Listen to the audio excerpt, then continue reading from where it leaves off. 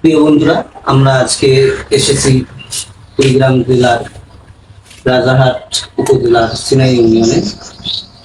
আমরা উত্তরবঙ্গের এক জনপ্রিয় মুখ আমাদের বিশু কাকা, যাকে আমরা হ্যান্ডাকু নামে চিনি, তার দেখা করার জন্য এসেছি। তার দেখা করার জন্য কবি আল হাফিজ সাহেব, তিনি এসেছেন ঢাকা থেকে।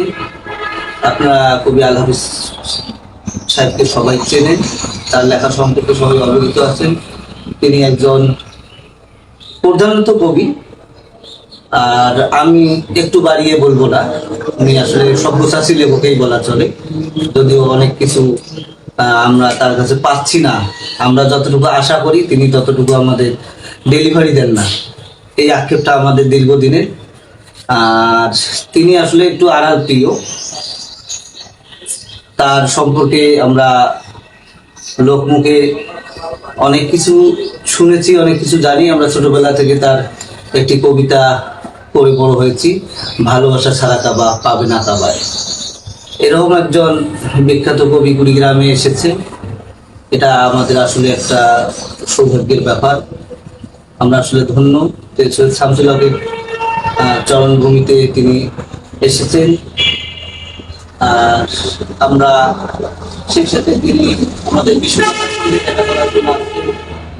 বিশু কাকাকে নিয়ে তিনি একটা কবিতা লিখবেন কথা দিয়েছেন। এটা আমাদের জন্য আসলে এত বেশি পাওয়া, এটা বর্ণনা দেয়া আমার পক্ষে সম্ভব না। আর সরাসরি আরেকটু বাড়িয়ে যদি বলি, সেটা আসলে বাড়িয়ে বলা না, বেশি করে বলা আর কি। আমি ইনাম রাজু, আমি কবি আল হাফিজের একজন শিষ্য। আমার মতো টোটাল বাংলাদেশে হয়তো 1000 শিষ্য তার পাওয়া যাবে। আমি জানি না শিষ্য হিসেবে কতটুকু তৈরি করতে পেরেছি, তবে আমি যে আমার লেখালেখির শুরু থেকে কবি আল হাফিজের স্নেহধন্য হতে পেরেছি। আমরা কবি আল হাফিজ সাহেবকে আমাদের কুড়িগ্রামের ভাওয়াইয়া গান কত সুন্দর, কত শ্রুতি মধুর, কতটা সাধারণ মানুষের মুখের কথা, জীবনযাপনের সাথে মিশে আছে, সেই বিষয়টি আমরা আমাদের বিশু কাকুর কাছ থেকে আমরা ভাওয়াইয়া গানের সুরে শুনবো। এবং সবচেয়ে বড় ব্যাপার, বিশু কাকু শুধু অভিনয়ই করে না, তিনি একজন গীতিকারও। আমি বিশু কাকুকে নিয়ে বেশ কয়েকবার টেলিভিশন চ্যানেলে যোগাযোগ করেছিলাম ওনার সাক্ষাৎকার নেওয়ার জন্য। আমি আসলে সময়ের কারণে, তারা আমাকে নক করেছিল, কিন্তু আমি সময়ের কারণে বিশু কাকুর সাক্ষাৎকারগুলো নিয়ে দিতে পারিনি। এটা আমার ব্যর্থতা, এজন্য আমি বিশু কাকুকে দুঃখ প্রকাশ করছি। আমি আমার নিজের কাছেও লজ্জিত, কারণ আমি কয়েকবার টেলিভিশন চ্যানেলকে সময় দিয়েছিলাম, বিভিন্ন কারণে হয়ে ওঠেনি। আজকে বিশু কাকুর আরেকটি পরিচয় আমি তুলে ধরবো। তিনি হচ্ছেন মোটামুটি মানের ভাওয়াইয়ার একজন গীতিকার। হ্যাঁ, আমরা হয়তো বিশু কাকুকে খুব সাধারণ মানুষ মনে করি, কিন্তু তিনি আসলে সাধারণ পরিবার থেকে উঠে আসেননি। তার পিতা একজন স্কুল শিক্ষক ছিলেন।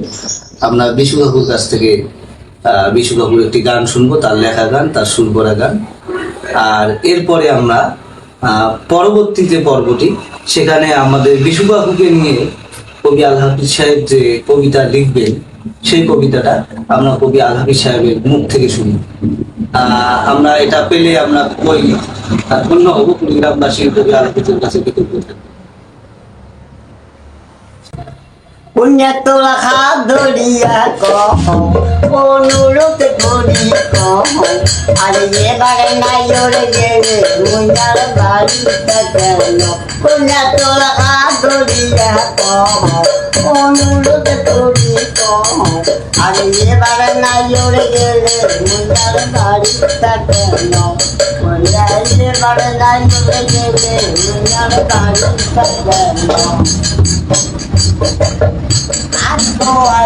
নয়া কাল নয়া বৈঠার মা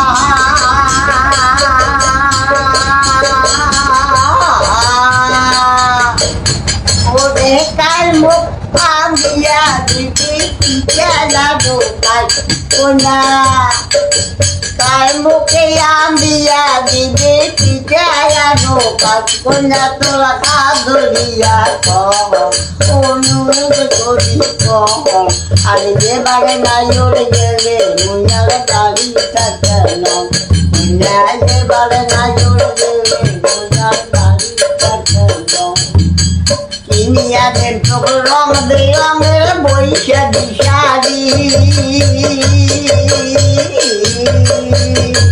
কোনা কিনিয়া দেন তোর রং বেরঙের বৈশা দিশারি আরে তবু তো সোনারো কোনা মোহনা গাছারি তবু তো সোনারো কোনা মোহনা গাছারি কোনা তোরা খা ধরিয়া কম অনুরোধ করি কম আরে এবারে নাই ওরে গেলে মুইয়ার বাড়িটা কেন কোনা এবারে নাই ওরে গেলে মুইয়ার বাড়িটা কেন ও বাবা পাড়ার ডগরা দই বাড়ি ধানের সিরা